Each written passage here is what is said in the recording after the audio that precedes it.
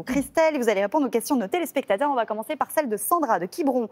J'ai appris que mon petit-fils de 15 ans vapote. Je m'inquiète. Quels sont les risques pour sa santé ? Alors oui, bien Sandra, vous avez raison de vous inquiéter, plusieurs risques. Le premier, c'est que votre petit-fils se mette à fumer des cigarettes, parce qu'on sait maintenant que les jeunes ont détourné l'utilisation de la vapoteuse. Ce n'est plus pour aider au sevrage tabagique, mais en fait, on passe à la vapoteuse on commence à la vapoteuse pour après fumer des cigarettes. Et donc, on assiste aujourd'hui à une augmentation très inquiétante du tabagisme de cigarettes classiques chez les mineurs. Donc ça, c'est le premier risque. Et deuxième risque, eh bien, l'impact sur les fonctions cognitives de votre petit-fils. Parce qu'on sait maintenant que la nicotine, qu'elle soit contenue dans une cigarette ou qu'elle soit contenue dans la vapoteuse, elle a un impact effectivement sur l'apprentissage et sur la mémoire. Ça peut même rendre votre petit-fils irritable, anxieux.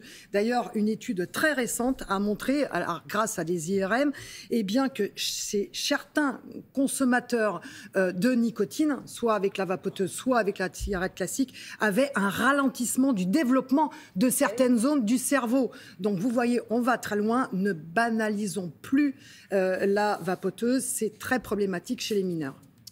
Question d'André qui habite à Boulogne-sur-Mer, Christelle. J'ai lu que des dents en mauvaise santé pouvaient déclencher des démences, info ou intox. J'avais jamais entendu cette info. Déjà, on rappelle ce qu'est la démence. La démence est caractérisée par une diminution de nos fonctions cognitives et de la mémoire. Elle concerne 1 200 000 personnes dans notre pays, principalement des femmes, 2 fois plus nombreuses. Alors, deux fois plus nombreuses que les hommes. Principal facteur de risque, le diabète, l'hypertension, les accidents vasculaires cérébraux, mais aussi l'hygiène buccale. On en parle depuis plusieurs années. Ainsi, une nouvelle étude, ce sont des chercheurs finlandais qui ont constaté, en regroupant près de 50 travaux, qu'une mauvaise santé parodontale, ça veut dire la gencive et le parodonte, le tissu de maintien de la dent, était associé à un risque de démence augmenté de 21%. Et que perdre une dent était associé à un risque augmenté de 13% de démence. Alors, ça ne veut pas dire que si vous perdez une dent, perdre une dent. Ça ne veut pas dire que quand vous allez perdre une dent, vous allez forcément être atteint de démence. Si c'est 13% par dent perdue... Mais non, c'est pas que chaque mais ça montre qu'effectivement, il y a vraiment un risque. Alors, comment l'expliquer ? Eh bien, déjà, quand on a une mauvaise hygiène buccale, on a du mal à mastiquer. La mastication, une mauvaise mastication implique une mauvaise alimentation. Deuxièmement, le développement de certaines bactéries, des bactéries pathogènes qui ont le pouvoir d'entraîner une inflammation au niveau cérébral. Et troisièmement, certains spécialistes parlent d'une bactérie capable même de favoriser des dépôts impliqués dans le développement de la maladie d'Alzheimer, des dépôts dans certaines parties du cerveau. Donc bref, avoir de bonnes dents, ce n'est pas que le sourire, c'est aussi avoir une bonne santé physique et mentale. Très bien. Dernière petite question d'Elisabeth, rapidement. Pour calmer mes douleurs de dos, j'ai très souvent recours à des médicaments puissants.